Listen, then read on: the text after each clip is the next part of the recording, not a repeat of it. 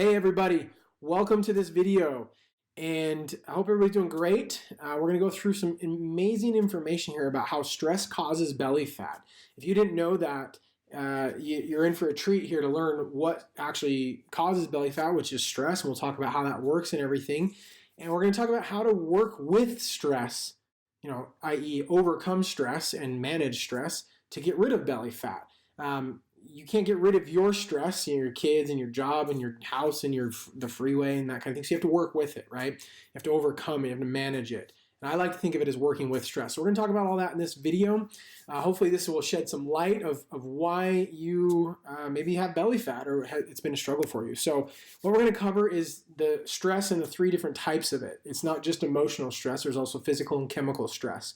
We're also going to be talking about why stress actually causes belly fat, how that process works, and then how to make it not have the same impact on the body. Stress has some major impacts we'll see here in just a couple of slides on the body, and it's really detrimental for our health. I mean, they say the stress is the new smoking. It's really, really harsh on our bodies. So we're going to use two methods here called perception and interception is what I figured out really helps change the impact on the body.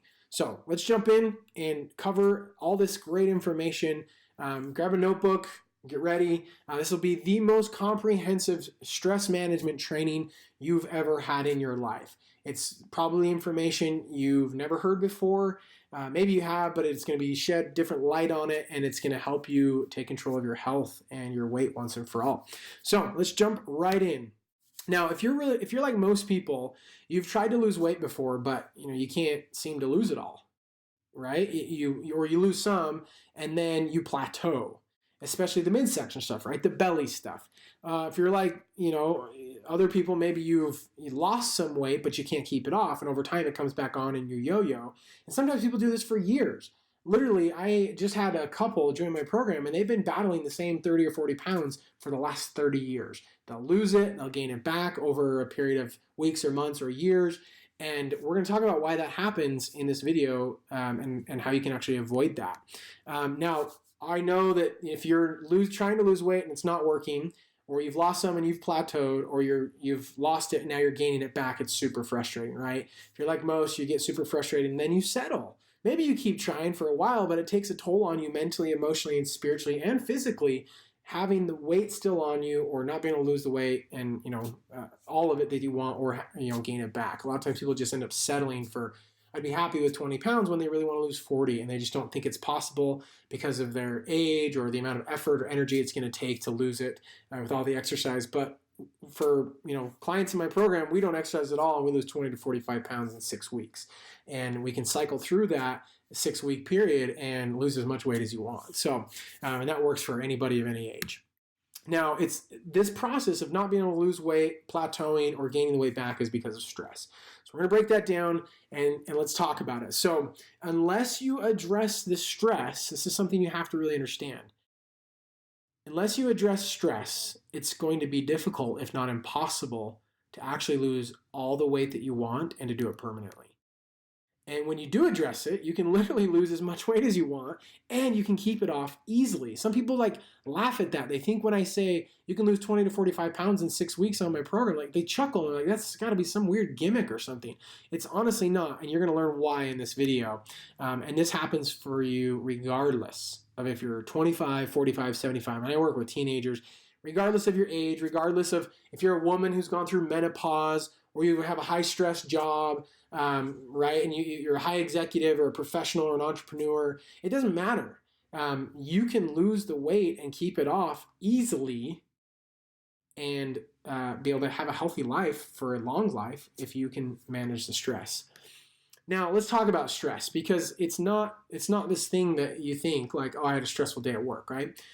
So everyone has stress. It comes in various different ways. Nobody can escape it, especially in the United States, where we live in a very fast-paced industrial world. It comes from our food. Food causes stress on our body, at least certain types of food. Water, our kids can cause stress, of course, finances, our jobs and businesses. We're all glued to our phones and computers, which causes stress. Our freeway causes stress, right? Our lights, everything in our life basically causes stress. Anyone alive in the United States right now has been exposed to chronic stress for many, many, many years now. And what this does is it turns on our fight or flight system. which equals fat storage. And we'll jump into that a little bit more. Now, it's not always emotional stress like we talked about. There's also physical stress, which physical stress is things like accidents or injuries, like a car accident or you break an ankle or something. Could be allergies, like seasonal allergies or food allergies, or what are called food intolerances or sensitivities. It's not quite like an allergy, but it causes low-grade inflammation and stress on the body, infections in the body, inflammation, which pretty much everything in our life causes inflammation. If you exercise too much, it causes stress on your body. Or if you don't exercise enough, sitting is actually stressful on your body in a physical way. And then there's also chemical stress. So chemical stress isn't because we work in nuclear plants, right? This exposure is happening to us on a daily basis from the chemicals and toxins found in our food, our water, our air, our cleaners in our house, your laundry detergents, whatever, your bathroom cleaner, soaps, shampoos, etc. Right? Chemical stress is a huge stress on the body. And what this does is it makes our brain, chronic stress basically equals that the tiger never goes away. Well, when your body is being chased by a tiger, what does it want to do? It wants to store fat.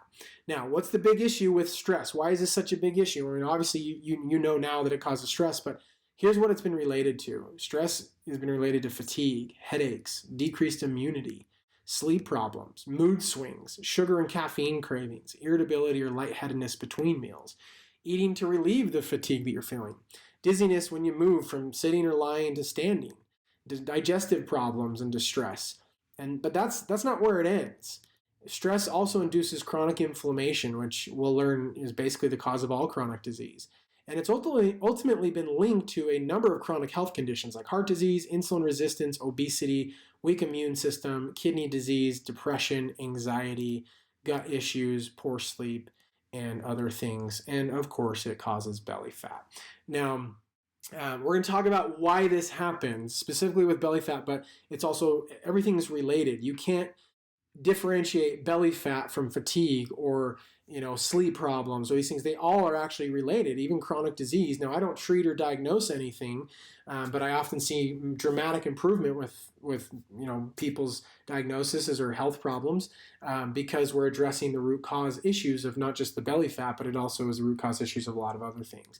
So how does it do this? How does stress make our bodies, have so much bad impact and cause our bodies to gain fat around the midsection? Well, when your body is stressed, it goes into this stress mode, which is your, i.e., fight or flight mode, right? It's called your sympathetic nervous system.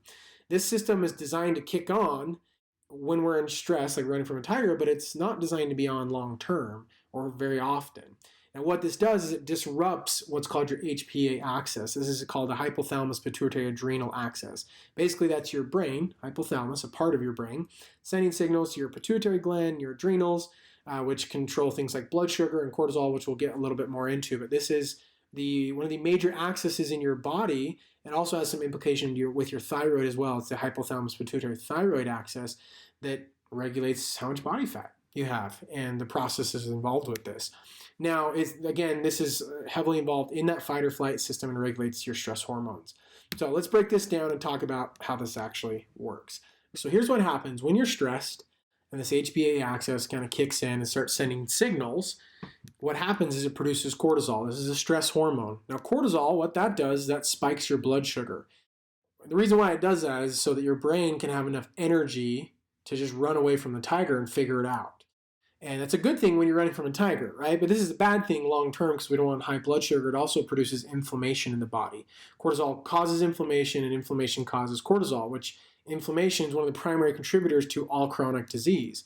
Now, what happens when your blood sugar spikes and your body produces inflammation is your insulin spikes. Your body produces insulin in order to lower the blood sugar, but insulin's also a fat storage hormone, and when there's high levels of insulin in your body, it's very toxic. It's called oxidative stress, so it causes more stress. And what this causes when you have lots of inflammation and lots of insulin and all this toxic oxidative stress, your body says, I don't want to bring this insulin into the cell anymore. It's not good for me, and so it becomes resistant to the insulin. Now, insulin resistance is the other primary contributor to chronic disease. If you look at what research is starting to show us is that almost all chronic disease at some level has inflammation and insulin resistance involved with it, especially belly fat storage. Now, you don't have to have type 2 diabetes to have insulin resistance. Anybody with belly fat has insulin resistance happening. It just hasn't gotten to the point where you've gotten a diagnosis or something like that yet. And that's okay. Like, it doesn't have to get to that point, of course, but just know that insulin resistance causes belly fat. And when you're insulin resistant, what happens is that increases your blood sugar because the insulin can't get into the cell, so the sugar can't get into the cell. So it stays in your blood sugar and it goes up even more. So your body has to produce more insulin, and it causes more inflammation, it causes more stress and more toxic stress in your body, and that produces more cortisol, causes more blood sugar spikes, and as you can see, it's a very vicious cycle that begins to happen in the body. Now, this happens when you're stressed, and it should just go away. When you eat, your body, of course, raises your blood sugar and causes more insulin. So the more often you eat, and the higher the sugary foods or carb-filled foods you eat, the more your body spikes your insulin. Now, you need carbs, and we're not going to dive into all the nitty-gritties of what you need right now, but just know that this is a normal process. But when this process gets out of hand, when it gets out of whack, when it gets dysregulated, that's what it's called, HPA dysregulation, now you've got big problems. It's like mom and dad are gone and kids are home alone, and wreaks havoc on your body, and you gain weight. All right, so what it basically is saying is the tiger never goes away. You've got chronic stress going on inside your body, and that causes fat storage all around the midsection, which is your belly, your butt, and your thighs. Now, what it really comes down to is that your body's not comfortable releasing the fat stores. Remember, your body's putting fat on your body because it feels like it's running from a tiger. It slows down the metabolism, it produces all these stress hormones and stores all this fat so that it can have energy long enough to run away from the tiger. It doesn't know how long that's going to take. So as long as the tiger's there, it's going to keep storing fat. And so you have to be able to help your brain feel like the tiger's gone, get out of this stress mode so it feels comfortable releasing the fat stores. Otherwise, it's not going to feel comfortable. And you might force it to. You might say, well, I lost 30 pounds. Well, that's because you forced your body. You starved it, you hit the gym harder, and those things actually can perpetuate the problem, which we'll learn more about. It makes your body feel like you're still running or in a famine, and that's why a lot of times people will gain the weight back, even though they lost 20 or 30 or 50 or 80 pounds. Now, if you do it the right way and you've lost weight correct way, then you can keep that weight off because your body's, of course, not in that stress mode and feels comfortable releasing it. So here's a really quick note on this, because we're talking about emotional stress here, and we're going to get into this a little bit more as far as all the ins and outs of emotional stress. But I want to say a quick note on HPA axis dysregulation, chemical and physical stress. So to lose all of the belly fat permanently, you have to address a few other things. You have to address the emotional stress, which we're going to talk about in great depth in this video. This will be the most intense video you've ever had and information you've ever had on emotional stress management. But you also have to address the root causes of inflammation. You have to regulate your blood sugars. You have to release the toxins in your body, and you have to improve nutrient deficiencies in your body, as well as improve your circadian cycles, which is your sleep cycles. Those things also cause major stress on our bodies and cause, as we've learned, this whole cycle to happen, which causes major issues for our bodies. So without addressing those things, it's going to be really hard to ever lose the weight that you want and do it permanently. So and without going into too much detail, I want to talk about just really fast the best way to address those things is through your better food choices. Now, I have a whole guide on this. I'll talk about this later.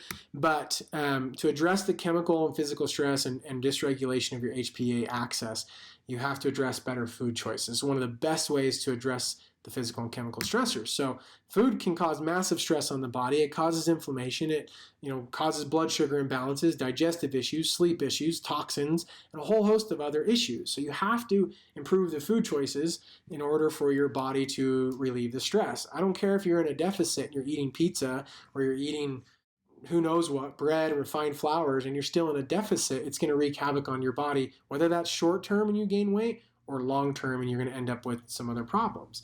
So you have to address these root things. Now, this is what I do in my program. I address these root issues and the HPA axis so that the body can feel really good about releasing fat stores. Now, typically, like I said, we lose 20 to 45 pounds in 6 weeks. And I don't require exercise. In fact, I tell people to take it easy And it's permanent because we reboot this response. We're teaching you the right foods. We're addressing these root cause issues and helping the body get into a good place where it can feel comfortable keeping the weight off. So I just want to put a quick note on that, because if you're just trying to, again, manage emotional stress, it's going to be really hard. So you've got to address all areas, but we're going to dive deep now into the actual emotional stress. So now that we understand why our body causes weight gain and fat storage specifically from stress, let's talk about how to manage it. So stress is kind of like this. You've got a jar, right? And you fill it up with stress, and as soon as it overflows, your body goes into your fight or flight system. And your fight or flight kicks in, which is, again, your sympathetic nervous system. When this kicks in, you've got all sorts of issues. You've got your, like we talked about, the whole hormonal cycle and slowed metabolism and a lot of other things that start to go on with your digestion and other things. So what we want to look at is not just getting rid of the stress so your jar never fills up, because you can't get rid of stress. It's about getting a bigger jar. I'm going to explain to you in this video how to actually do that. So let's talk about emotional stress, how to manage it. So really what we're going to talk about in this video is how to make stress not have that same impact on the body. Because you can't get rid of stress. Now, you want to try to limit how much stress you're exposed to, but you also want to make sure that you are not having that impact on your body. So we're going to talk about two methods that we use, one's called perception and one's called interception. These things are going to help your body and help you make sure that the body is not having that same impact. So I want you to think about this statement. Stress is only stressful if you think it's stressful. And you go, well, yeah, okay, that makes sense, I guess. So another way to think of this is stress is only stressful if you perceive it to be stressful. Okay, so we're going to come back to that word perception. So you know those people, right? Those people that can just handle stress. They can do anything. It's like nothing ever gets them down. They just roll with the punches. They see every opportunity out there and they just do it. They just own life, right? It's like these people can handle more stress than others. Why? Why is it that some people just lose it like any little tiny stress, like off the handle, and some people can just handle the world and just feel like they can rip out a tree and nobody can stop them, right? They can just own it. They're champions of their life. Why? It all comes down to perception. Okay, so perception, this is the definition of it, is a way of regarding, understanding, or interpreting something. Okay, so let me explain what this means. So you can't get rid of stress. So the key is you have to perceive stress differently. You have to understand it and interpret it and view it differently. It's your world view. It's how you understand the world and how things happen. And you have to perceive it differently for it to not have the same impact on your body. And here's why. This is really important about changing perception. So let me give you an analogy here, an example. So most people have been camping before. Some people love it, some people hate it, whatever. But most people have had the experience of spending the night outdoors. So let's say you're out there and you're just enjoying this evening. Beautiful, light sky, the sunset's happening, you set up your tent, you're having a beautiful fire, totally relaxed, right? Total rest and digest. Maybe you're roasting some marshmallows or something and hanging out with your kids and you're just relaxed, right? Feeling at one with nature and really trying to de-stress, get away from work, unplug from life. And you're just hanging out by the fire and you're just enjoying life. And all of a sudden you turn around and you see this. All right, so I hope that when you saw this picture, your heart jumped a little bit. Mine does. Every time I look at this, I get a little bit scared because I've been camping. I kind of enjoy going camping and backpacking and things like that. And this freaks me out. The fact that there's this cougar so close, right? So if you're in a situation where you're just camping and hanging out and all of a sudden you turn around and this cougar, this mountain lion is 10, 15 feet away from you, your thoughts are, I'm going to die. Your thoughts are, I have to run or fight, of course, but you are absolutely stressed. Even just thinking about this, I can get the chills just looking at this picture, right?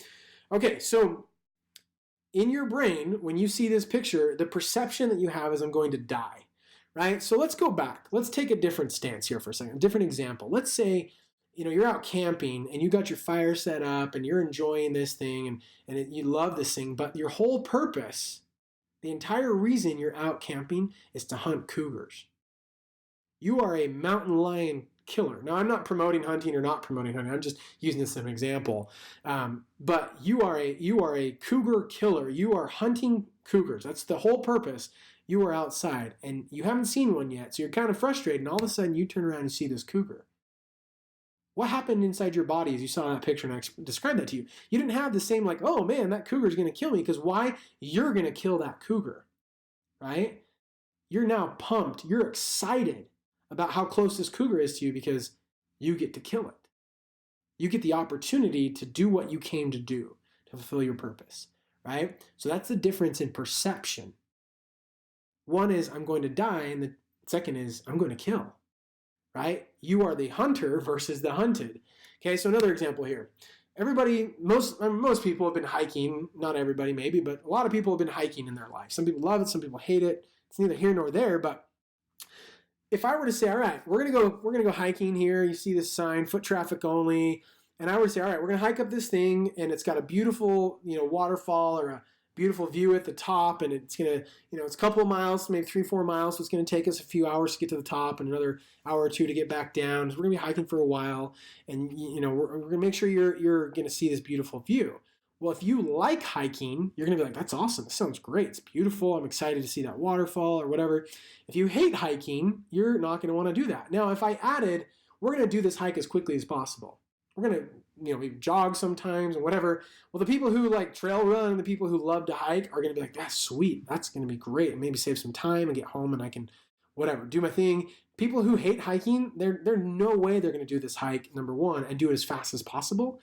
There's no way. What's the difference? Perception. One person thinks of this as an opportunity. They love it. It's an opportunity to push themselves and challenge themselves. The other person hates it and it's the worst thing they could ever do in their lives. They don't want to do this, right? So it's all about perception. Okay, now this applies to all sorts of stuff. But let's go through a couple of different perceptions here of how this works. So we talked about the hunted versus the hunter. Very different perception there. Another way to think of this same idea is acted upon versus acting on.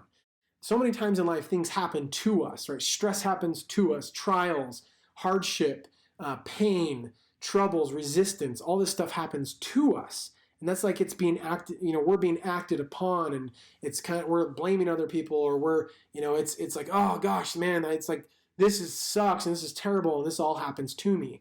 Versus acting on it is you're in control. You're the hunter. You're the one acting on everything. You're looking for all the opportunities. Anything that comes up, you're learning from it. You're growing from it, right? Different way to think about that. Another verbiage you could use, or definitions or words you could use, would be victim versus a creator or champion mindset. I know in the world, a lot of times people talk about the victim mentality. Well, the victim mentality is the hunted mentality. Everything's out to get me. I'm blaming everybody for everything, and my life sucks, and woe is me, right? This is what causes depression. This is what causes anxiety, is focus. And I'm going to explain this more. So if you've got those things, trust me, I've been there, and we're going to talk about how this happens. But when you take this mentality, everything affects you. Versus if you're a champion, you're a creator, you're in control. It's a completely different mentality. So let's talk about a champion that many people know about, Michael Jordan, right? Some people argue maybe LeBron James is a better basketball player. That's neither here nor there in this video, but he's literally the best, if not one of the best basketball players and athletes that's ever lived in this world. And he said, I missed more than 9,000 shots in my career. I've lost almost 300 games. 26 times I've been trusted to take the game-winning shot and missed. I failed over and over and over again in my life, and that is why I succeed. See, that's a champion mindset. He understands that failure and all these hard things, these trials, this hardship that he's had is what's actually allowed him to succeed. Now, the difference between a hunter and a hunted mindset, or a victim and a champion mindset, is one word. If you change one word in this thing, if Michael Jordan said, I've missed 9,000 shots, I've lost 300 games, I've missed the game-winning shot 26 times, I've failed over and over and over again in my life, and that's why I suck. Right? It's perception. He perceives that he's the best. Right? He perceives that those things, those failures, are what helps him grow. And that's what makes him great. That's what makes him the champion of his life. That's what makes him allows him to actually succeed and become one of the best. Right now, I'm not saying you have to become the best basketball player, but you understand the mindset and the perception that comes behind that. So if you perceive something differently, it's no longer stressful. Now you understand what I'm talking about when I talk about perceive. If all of a sudden a tiger jumps out at you, it's not stressful if you're trying to kill it. or stressful in a different way, I guess. Now, this can be applied to some scenarios, and we're going to talk about that, how it applies to actual real life. So the question then is, how do we change perception? We know it's important. We know we have to do it so that the negative impacts on our body don't make us store fat and those types of things. So how do we actually change perception? I'm going to give you a couple of methods or a couple of principles you need to do here. So the first one is you need to find purpose. You need to find purpose in the trial, in the hardship, in the stress. So purpose is the catalyst for perseverance.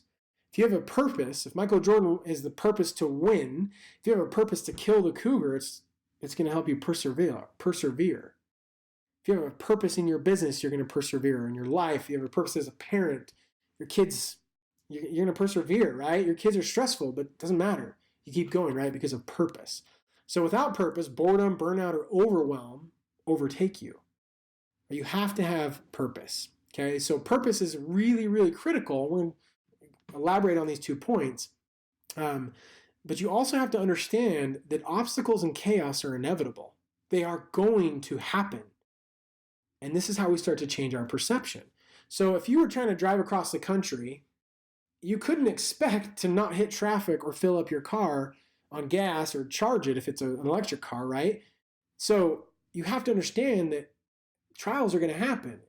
And if you don't have that mindset, if you just think, well, I'm going to go through life never experiencing any hard things, or I'm going to drive across the country, never hitting traffic, you're going to be sorely disappointed, right? Obstacles are the way that you realize what you're made of. It's how you show up and increase your demand and level of functioning. And the obstacle is the advantage, not the adversity.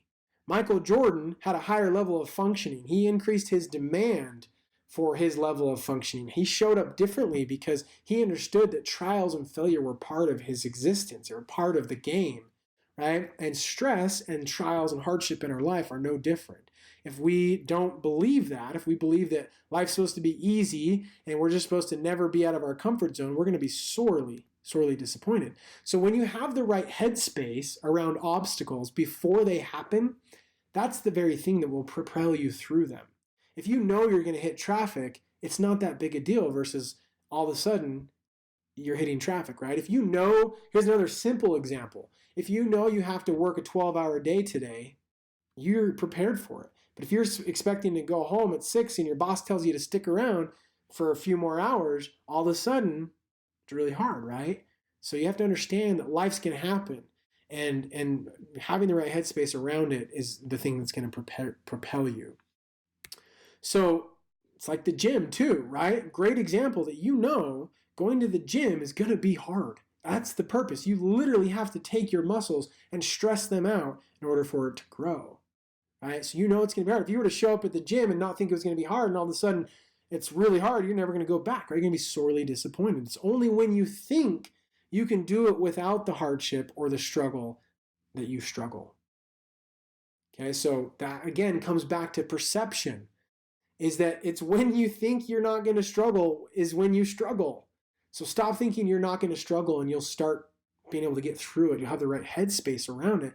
You'll be able to actually start changing your perception. If you have purpose going into it, and if you can gain knowledge from it and experience and growth from it, then you're not going to struggle as much. It's not going to be as stressful to you, okay? Here's just a couple of thoughts for you that you can throw in your bag of tools to help you start changing your perception. So failure is good. It's actually necessary for us to grow, like Michael Jordan said. There's no bad days, there's only good data. So it's all about just learning from your bad days. There's no growth in comfort. You can't become a better person, a better parent, a better human. You can't lose weight. You can't grow muscle. You can't anything in life if you're just in your comfort zone all the time.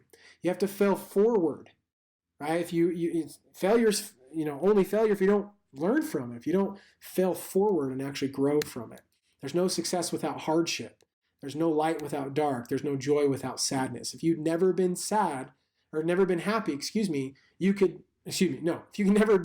never been sad, you'll never be happy. Happiness and joy does not exist in a vacuum.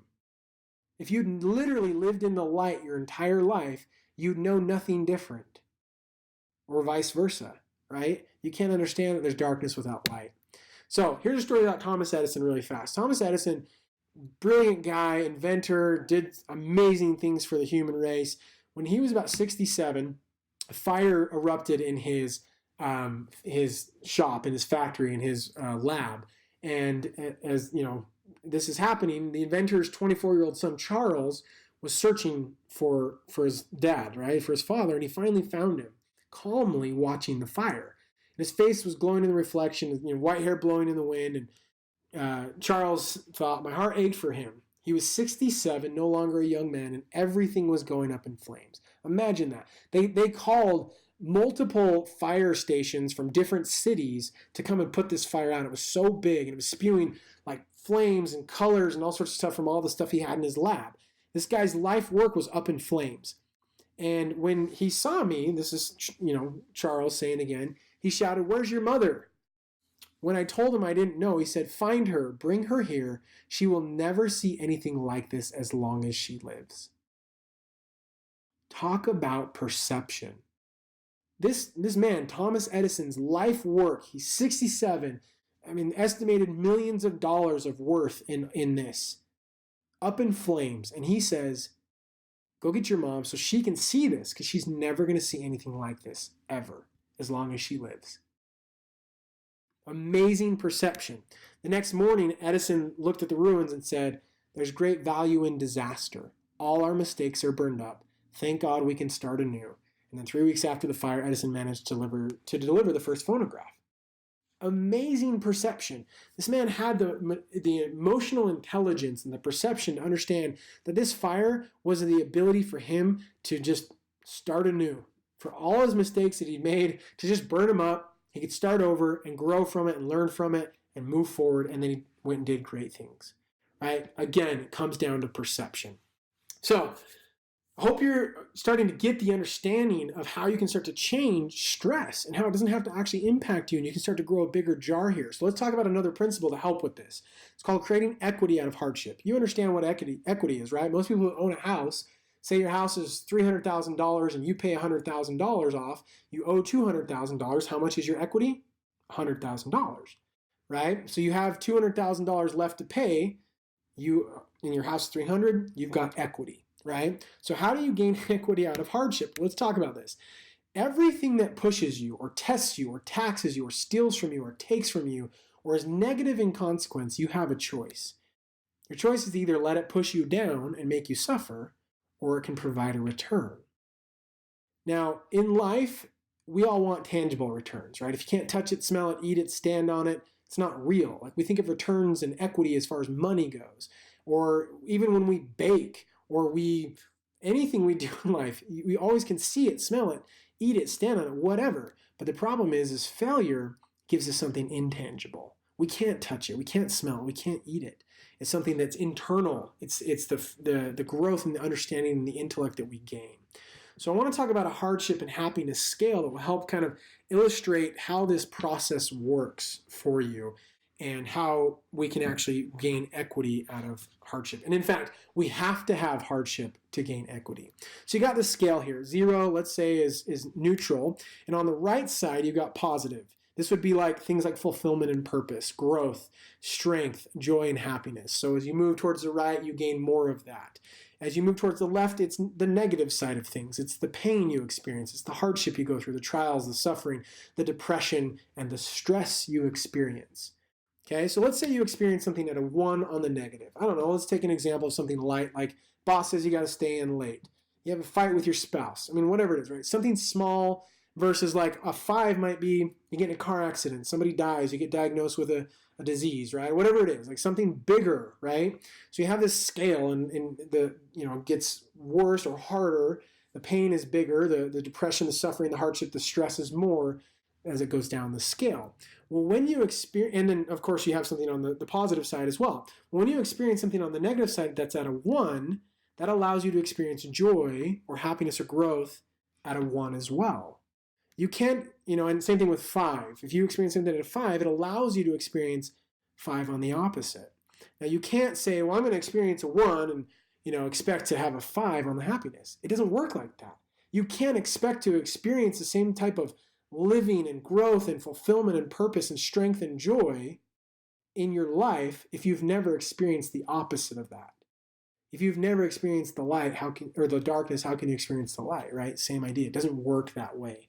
So the more hardship, the more pain, the more suffering, the more depression, the more stress you've experienced, it allows you, if you let it, to experience the joy, the fulfillment, the growth, the strength, the happiness, and the purpose in your life. That's the only way you can have that, is to have the hardship.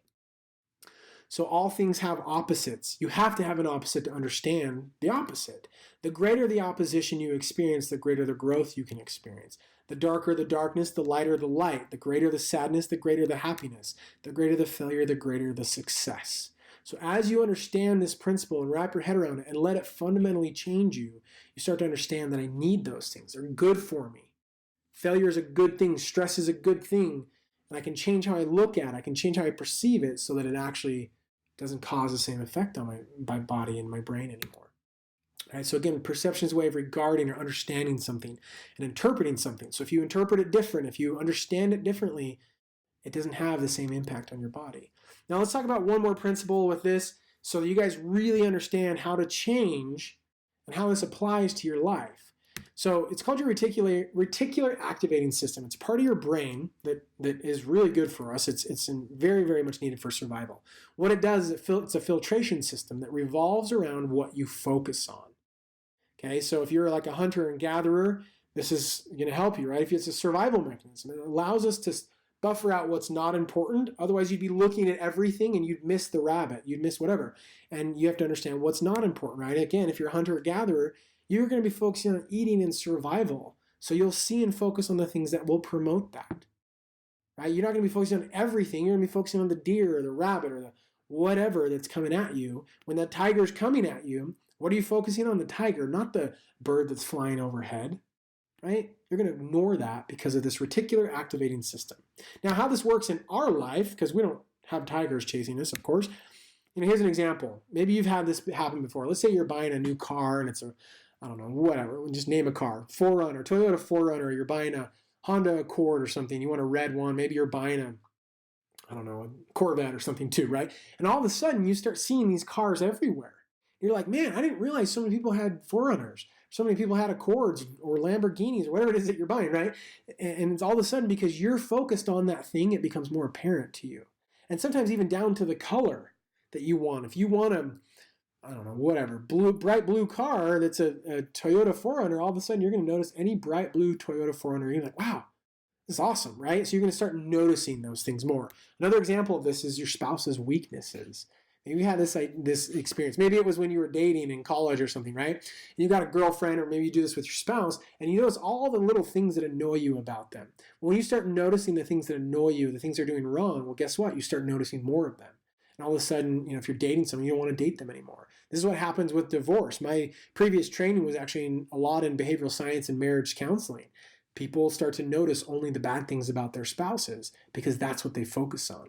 Okay, so here's how this works when it comes to stress and hardship. If you play the victim and continually focus on all the things that are bad or hard in life, how hard life is for you, or things that are broken, or your hardships and how they're unfair and it sucks, well, guess what? Your brain's going to filter out all the good. And you're going to continue to have more hardships. You're going to continue to only see the negative, and you'll never learn. You're going to continually be stressed, unhappy, and you'll be a victim. Right? This is what leads to depression, is your brain literally stops seeing the good when you focus on the bad. And you become negative. You never learn from it. You never grow. You become more stressed. When you focus on stress, what happens? You become more stressed. Right? Because of how your brain actually works. It's physiological, it's biological. It's not like some energy, emotional thing. This is actually a process in your brain that actually keeps you alive. So it's kept us alive for thousands of years, but this is also what leads us down to depression and has people consider taking their own life. It's because they only can see those things. They only see the bad because that's what they're focusing on. Now, people who focus and say, this is the best time to be alive, and they're always looking for growth and opportunity. They're always happy. Those people, they always find it, right? They're always happy. Why? Because that's what they're focusing on. Their brain is choosing to ignore the bad, choosing to ignore the negative, and they're learning from everything. Nothing is a hardship because it's all about growth. It's all about opportunity, and they're always going to find it. right? And we might think, well, that person is a business owner. They have more time to focus on this stuff. He's talking about weight loss. That person's young and they have more metabolism. And that person's old and they've got more knowledge about nutrition or more time to focus on exercise. You're starting to focus on the negative. You're not learning from your experience. You're blaming. You're falling into that victim mentality. Regardless of your age, these things apply. So it's all about, again, changing the perception. It's a way of regarding or understanding or interpreting something.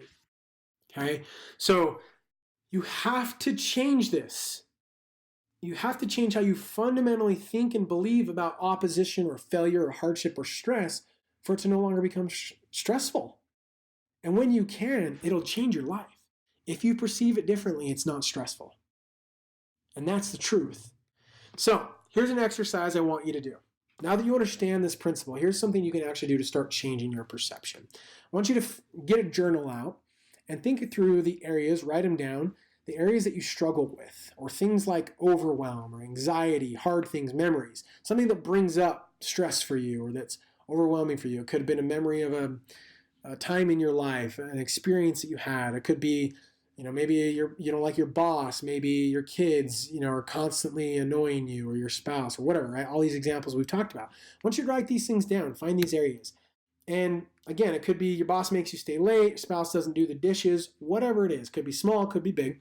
I want you to write those things down, and I want you to write out why they frustrate you, why they cause stress, why they cause turmoil, why it's causing the overwhelm for you. Not just that it is. I want you to write why. Then I want you to start reframing each one of these things. You could do these in columns as well. Do 2 columns. What the frustration is and why it's frustrating, and then reframe it. And I want you to start thinking about what it's helping you do. What opportunity is it giving you? What things you can learn from it. Think of why you're grateful for it or something about it. Here's an example. Something simple, right? My husband never does the dishes. It's stressful. It's annoying. It's bothersome. Well, reframe it so you perceive it differently. Think of it as an opportunity to serve him. Maybe it's an opportunity for you to practice with dishwashing, become better at it. You might think I'm the best, but sure, you could always get better. I don't know, right? To be grateful that you even have dishes to do, or a husband to get mad at when he doesn't do them, right? If every time you got annoyed that your husband wasn't doing the dishes and you just reframed that and said, well, I'm at least grateful to have a husband and a house and a sink and dishes to actually do. All of a sudden, you're going to no longer be annoyed by that, right? It won't take very long. So that's a simple example. So then what you can do, once you find these areas and start to reframe them, you can create affirmations every day to tell yourself and reframe your perception every day.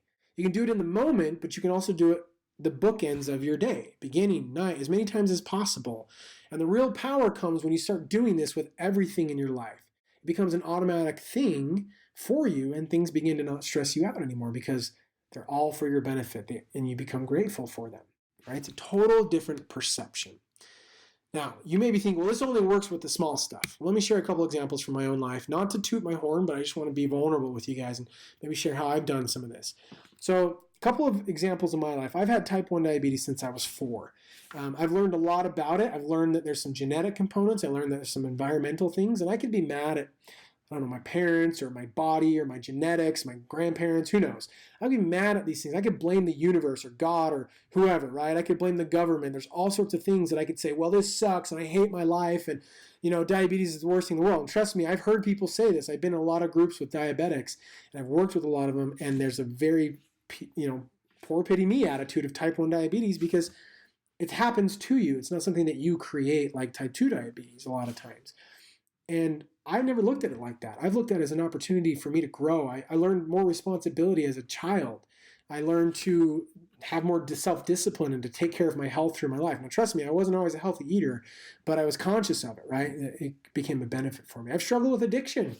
A lot of people may not know that, but I've gone through a full addiction recovery process. It's helped me grow. It's literally helped me become the person I am. My parents got divorced 10 years ago. I could be mad at them. I could be angry. I could be annoyed. I could say, well, I'm scared to get married and I'm going to get divorced. And I could just let it be a victim mentality and bog me down, which I've been there. I've done that, but I don't. I let it be an example to me, an opportunity for me to grow, an opportunity for my parents maybe to grow as well, right? So these are examples that I've done. Again, not to toot my own horn, but I want to share some really big things in my life that have been hard my entire life or for many, many years that I've found opportunity to grow and improve on. So these are just some examples of big things that can actually happen, that you can change the way you perceive it. All right, so we've talked about perception. Now let's talk about interception. So interception, defined as the action or fact of preventing someone or something from continuing to a destination. Easy example is football, of course, right? Preventing them from going to a touchdown. We're going to use interception in this principle to stop the effect on our body. That's what we're going to do. So if you remember, we've got this cycle happening. This cortisol, blood sugar spike, insulin resistance, more stress, toxins, inflammation response. We want to stop this response from happening. And we're going to use what's called interception, or what I call interception, to actually do this, to stop this response from happening. Now, why intercept? Why do we need to do this? Again, we want to help the body from going into the sympathetic nervous system all the time, the fight or flight, which it decreases the effects on the body, which then helps us not store fat. Okay, so here's the stress cycle. Let's break this down so you understand how stress works in our body, not the physiological process, the hormones and things, but how stress happens in the cycle of it. So when stress happens, there's first a trigger or an event. This could be your husband leaves the dishes out again, or your boss tells you gotta, stay home, stay late for work, or car accident happens, maybe you get a diagnosis, someone dies in your family. There's all these events, some big, some small, that fall on that scale, right? A trigger or an event. Sometimes it's just a memory of an event that can cause this response in our body, right? So then what happens is we have an emotion because of that event or that trigger. Maybe it's a thought, right? And this creates an emotion within us. And this emotion creates a physiological response. Something physical starts to happen inside our body. Usually it's tightening of the chest, clenching of the jaws or hands, shortness of breath, sweating, and this is the actual fight or flight response. Now, like when you're mad at your boss or your spouse or, whatever it is, you get tight and annoyed and bothered, and you're like, you can feel your heart beat and whatever, right? Like whatever that is for you, there's all these different symptoms that start happening when you have this emotion that causes this response. And then what that does is that leads us to have thoughts and other emotions. When we have this response in our body, it perpetuates the problem. It gets worse. It exacerbates the problem, which then cycles back into the trigger or the event. Now, when you have this trigger or event and it causes an emotion, that emotion is caused because of a belief. Okay, so the belief is what makes us cause the emotion. Now that comes back to the perception. We'll get into this a little bit more. But whatever you perceive about that event or that trigger or that thought is what's going to create the emotion. Remember, what emotion do you have when the cougar jumps out at you? Are you excited or are you going to die? Right? That's based on a belief. So what we want to do here with this belief, and this is the first stage we can intercept, is we want to intercept the emotion from happening. Right? So if you have a trigger in an event, you want to intercept before the emotion happens. Now, if the emotion happens, you want to intercept the physiological response, or if the physiological response happens, you want to intercept the emotion or thoughts from getting worse, or if it gets worse, you want to stop the cycle from it happening over and over and over again. So an example, here's a couple of things you could do, right? So say your husband leaves the dishes out, causes an emotion, annoyance, frustration, stress, and you start getting like tight chest and like, that like maybe a headache, or you're just like annoyed, feeling a gut in your gut or whatever, tight gut. And you can stop that from happening and intercept it, and so that it doesn't actually continue on. Or before you even have that emotion, if you can stop the emotion and say, no, it's okay. I'm going to move forward. I'm going to teach you a couple of methods you can actually use to intercept it. But the idea is you want to intercept at each one of these spots. And here's how I like to intercept it. And there's some specific reasons why I use these 3 ways. So the 3 ways to intercept at these different stages, I'll break these down. And the reason why I use these 3 ways, there's a lot, and I'll go over a few others for you. But a lot of people know about stress management skills. There's a lot of things out there like meditation and yoga and whatever else. That's all great. I'm not saying you have to meditate for 2 hours. These things are easy. They're simple. You can do them anytime, anywhere, in any situation. That's why I like these things. And the really cool thing is that the research coming out shows us that they change our nervous system. There are things we can do to actually change our fight or flight system or sympathetic nervous system and move it into a rest and digest parasympathetic nervous system. So the first one is just breathing. Everybody's kind of familiar with breathing, right? Take a few deep breaths, but this is a specific method or way of breathing. It's the 4-7-8 breathing. Basically what you're going to do is you're going to breathe in for 4 seconds, hold it for 7, and breathe out for 8. And the reason why this is so powerful is it literally changes your nervous system. And the cool thing is you can do this anywhere, anytime, at any place. If your boss tells you got to work late, you start breathing like this. If your husband leaves the dishes out, you stop and intercept, start breathing like this.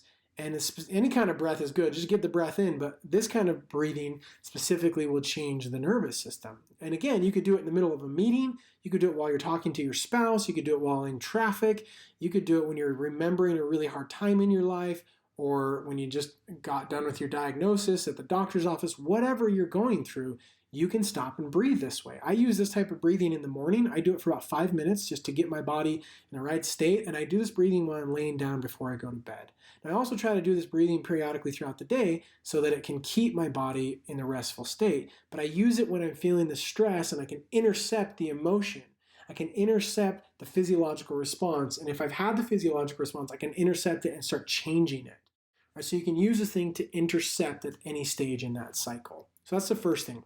The second way, or second process of interception, is called mindfulness. This is really common. This is, a thing that's coming out in the health space now, just being mindful. This comes in different ways. You can sit and meditate if you want. That's a form of mindfulness, I guess.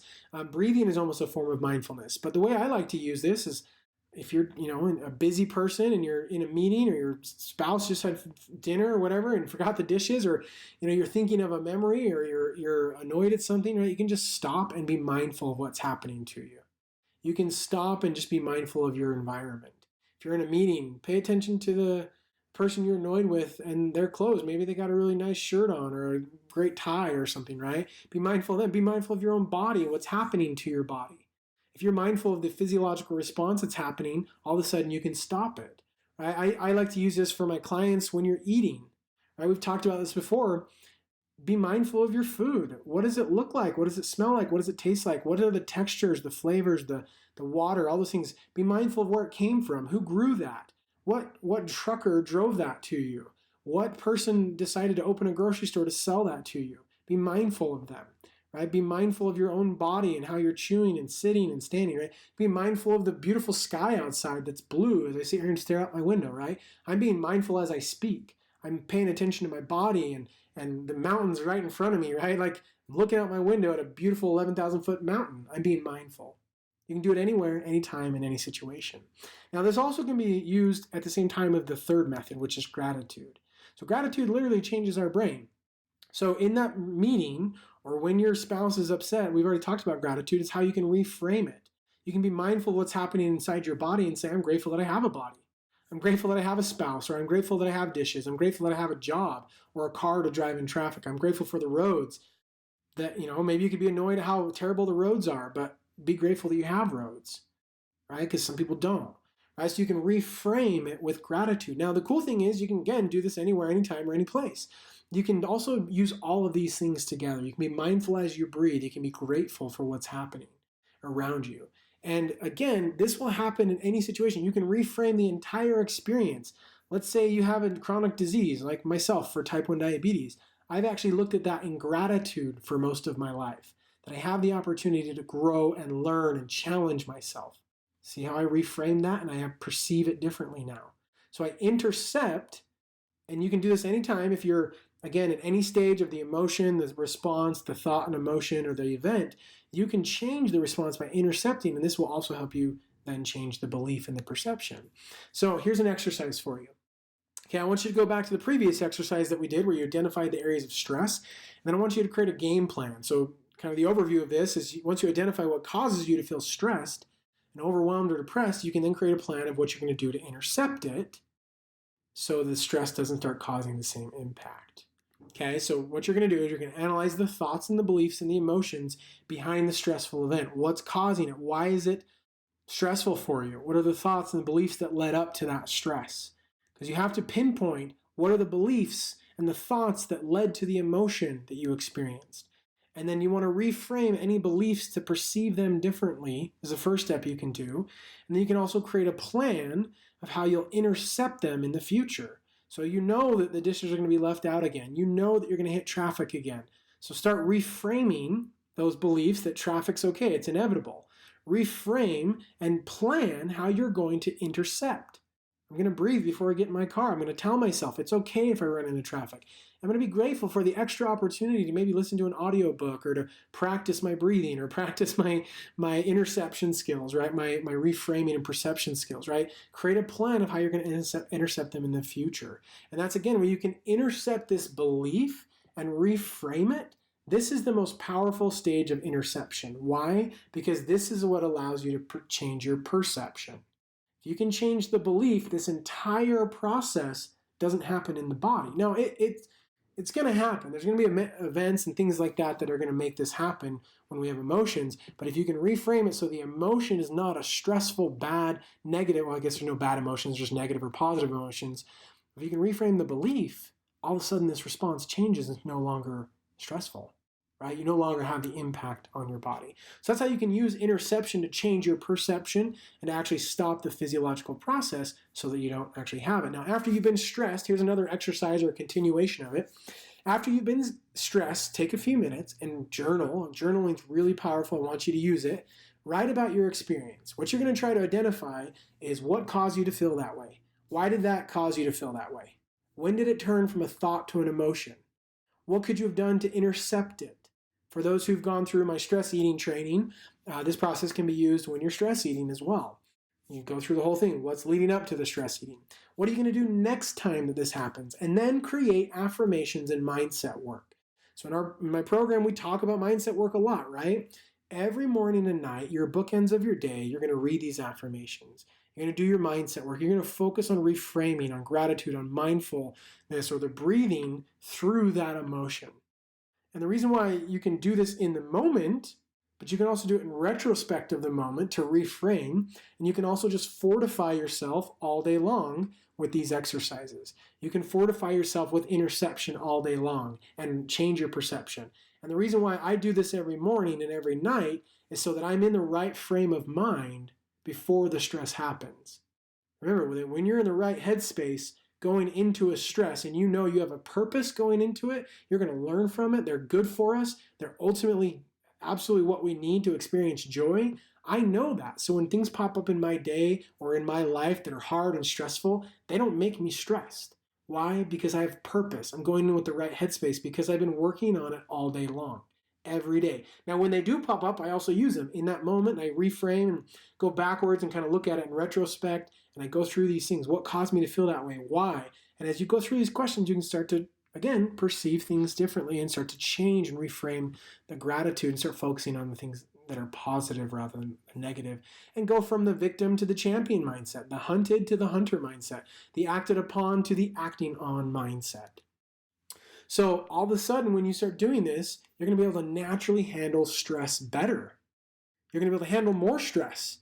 You're literally going to change your nervous system, and your HPA axis in your brain will be able to handle more stress. Essentially, you're going to get a bigger jar. It's not that the stress is going away, but your jar gets bigger. Your heart, your brain, your lungs literally can handle more stress. It's been studied, it's been shown that the process in your body changes when you do this. That's why it's so powerful that it doesn't cause you to actually be stressed anymore. And you know those people already. It's like they handle everything, right? And it's because they have a bigger jar. They practice this, whether they know they are or not, they've practiced this and it gives them a bigger jar. Okay, so I just want to go through a couple of other interception skills you can use. A lot of these are pretty well known. I mean, deep breathing, which we talked about, a specific type of that, but any kind of breathing is good. Meditation, of course, is a form of mindfulness or vice versa. Massage therapy is great. Media, taking a fast from that and cutting it out of your life will cause, cut stress out. Acupuncture is great. Exercise, just make sure it's not too intense because that causes stress. Yoga is a great de-stressor. Getting out in nature and connecting and grounding yourself and just enjoying the sunlight. Practicing pleasure, do things you enjoy, read, whatever it is. Journaling is really powerful for being able to intercept your stress response. Splashing cold water on your face. Or getting, yawning can help, as well as getting in a warm bath, maybe with some candles or things, can help you de-stress. And then a couple of interesting ones, gum chewing. Make sure you get natural gum, right? So don't get like whatever kind of gum you're going to get. But gum chewing can stimulate the rest and digest response as well as gargling. Stimulates specific nerves like your vagus nerve in your neck that stimulates a specific part of your brain to go into a rest and digest parasympathetic mode. So just know that gum chewing makes you a little more hungry, so just be aware of that. But these are some other interception skills you can intercept at any stage in that cycle. I like those 3 because they change your brain. It's been shown by research, but they're also easy. You don't have to have anything. You can just do them anytime, anywhere, any place. They don't have to be done for long periods of time to actually get some benefit. But all of these things as well will work. These things are, a lot of these things you can do just continuously or kind of incorporate into your life to build a life that, overall has less stress, or you're able to handle the stress more. So you can't also just do it once, right? Now it might help you once and it'll work, but you can't do it once and think it works. It's kind of like saying I can't eat a salad and think I'm a healthy person, or exercise once and think I'm going to be looking like a ripped bodybuilder. You can't play the piano once and think you're amazing at it, right? So you have to do these things continuously. And it's, again, you can't expect to just be good at it. You can't say, oh, I did it 5 times, it didn't work for me. No, it's you have to start teaching your brain and rewiring your brain so that it can actually be different. Think about how much time and energy it takes to become proficient at an instrument, or to grow muscles till you have good muscle tone, or to get really good at your job. Well, that's because that's how long it takes to grow new pathways in your brain and to change your brain's response and the neuroplasticity in your brain. Well, this is no different. It's the exact same process that happens. Is the more you do this, the better you get at it. So you can't just do it once or twice or 10 times or 50 times and think, oh, I just did it, it's not working for me. Well, no, it's not working because you just have to keep going. You have to do it because it's the right thing to do, not because you're getting a result or not. If you keep doing it, the results will come. Kind of like brushing your teeth. You don't stop brushing your teeth if you get a cavity. You do it anyway, and the cavities won't come, hopefully, right? So can't do it once and think it works. Now remember, when it comes to addressing the real reason why you gain fat, emotional stress is only one of the major parts. We talked about that. Again, let's review this. If you're just trying to exercise and cut your calories and manage your emotional stress, that can help and you might see some benefit, but you have to address the other major areas as well. Again, you have to address the chemical stress, the physical stress, the toxins. Those get stored in your fat cells, so you have to detox. You have to address the inflammation. Again, that's the cause of all chronic disease. Stress on your body and slows your metabolism, causes belly fat. Insulin resistance, again, is the cause of all chronic disease and belly fat. You have to address your sleep cycles, as well as those nutrient deficiencies. These things will continue causing stress. So this video was all about emotional stress. I've got another resource for you here we'll talk about that will help you address these things. But again, this is what I do in my program. But the resource that I have is called the 5 Rules to Belly Fat. It's a resource that talks about addressing the chemical and physical stress in your body. So if you don't have that, feel free to reach out to me. I'm more than happy to share that with you. And I hope this information's been helpful for you. If you need some help with this, if you feel like, yeah, I can manage my own stress, but I don't know how to address the chemical stress on my own, or a lot of people could do this on their own, but a lot of people work with me because they want to do it faster. And the typical results that I see are 20 to 45 pounds in 6 weeks, and we do that without exercise.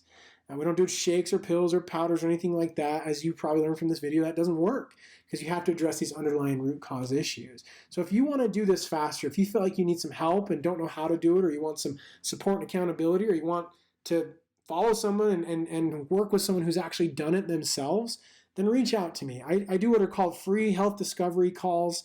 If you haven't gotten one of those, or if you're not in the program, it's a call where we spend some time together getting clarity on where you're at, where you want to go, and what's holding you back from actually achieving that. Because so many times we try to lose weight and our belly fat, and we just can't do it. That last 10 to 15 pounds, and now you know why, and you can manage a lot of your emotional stress. But if you want to address those other areas and you need some help doing that, feel free to reach out to me. You can just go to that link there, rebootmymetabolism.com/schedule. That will take you right to my calendar. You can pick a time and we'll spend some time together going through. It's free. This is just where I help people gain clarity. If I can't help you, I'll send you, I'll tell you what can. I'll send you to the right person or the right diet or whatever it is for you that's actually going to help you address these things. But if you feel like you want to do this faster, you need some help doing it, you want to follow a proven system, then go ahead and schedule your call. And I hope this has helped you guys. I hope this shed some light onto why it's so hard to lose belly fat and how you can actually start taking action on this. Remember that knowledge is power, but only if you apply it. So I hope this has helped. I hope you guys go ahead and apply this information so you can actually start managing your stress and working with it and allowing it to change you and grow from it so that you don't have the same impact, so you can actually get rid of that belly fat. So thanks for joining us, and I'll see you guys later.